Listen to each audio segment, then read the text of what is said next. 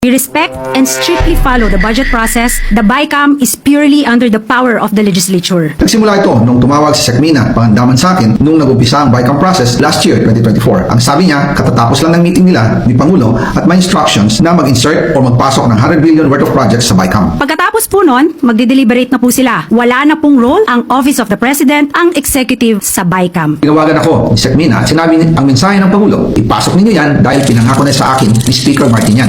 Hindi na pwedeng baguhin. Kumbaga, ang utos ng hari hindi pwedeng mabali.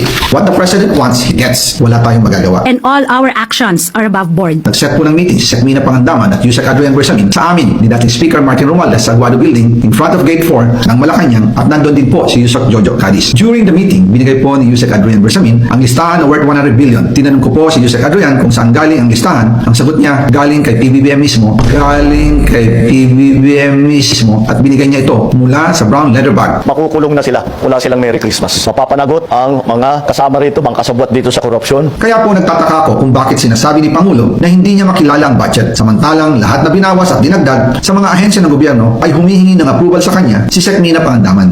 Kaya yung mga taong yan na kasabwat dyan, eto, mga walang hiyang ito, sa nagnanakaw ng pera ng bayan, tapos na ang maliligaya ninyong araw.